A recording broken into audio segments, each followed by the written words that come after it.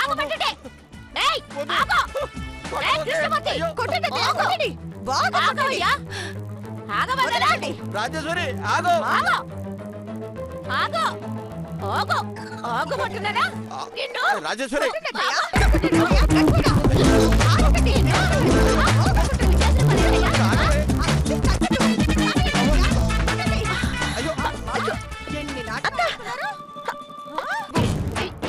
అయ్యో కాపాడండి కార్తికేయ రక్షించరా అమ్మో ఆగవే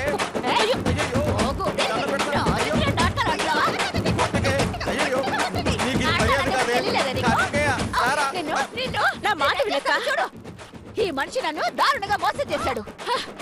ఇదే కాదు మీరందరూ నన్ను మోసం చేశారు. ఆవిడ మాత్రం తక్కువ అత్తయ్యా.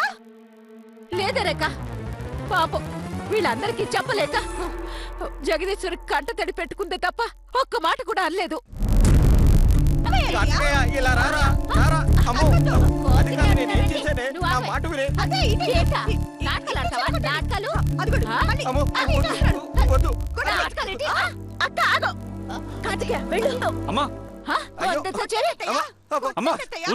ఈయన్ని కదరా నిన్ను నిన్ను కొట్టాలి ముందు.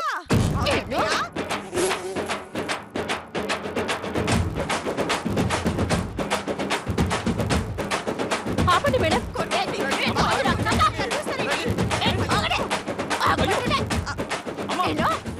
ఆగండి. ఏంట నువ్వు జరగవే నువ్వు. నేను జరగను జరగ కొట్టాలిగా. ఊరుకో అక్క పిల్లల ముందు ఏంటిది మరి వీళ్ళు చేసింది ఏంటండి? మా అత్తయ్యని పిచ్చిదాన్ని చేస్తారా?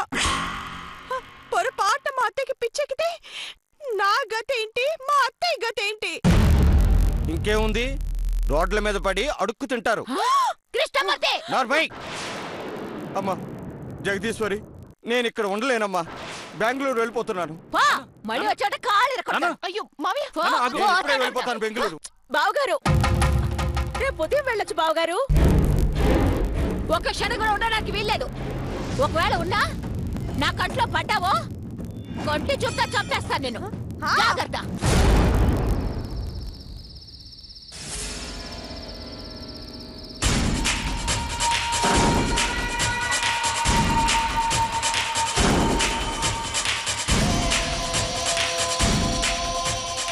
నేను అందుకే చెప్పాను విన్నారా? నువ్వు గుండు నీకు తెలీదు మేం చూసుకుంటాము అన్నారు. ఏం చూసుకున్నారు?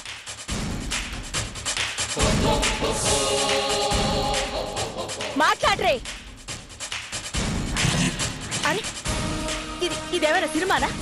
మనం అనుకున్నది అలా జరిగిపోవడానికి? అసలు దీనికి సూత్రధారేడి?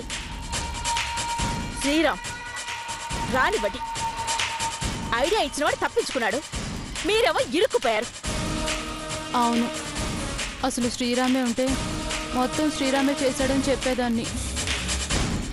అప్పుడు గానీ నిన్నమ్మ వాడు చెప్తే చెప్పాడు నీ తెలివేమైంది అని చిత్తకొట్టేది. అది నిజమే. అవును, అసలు రేఖకెలా తెలిసింది? ఎలా తెలిసిందంటే మీరు నిన్న మాట్లాడుకున్న మాటలు చాట్ నుంచి ఇందంట. ఇప్పుడు చూడండి,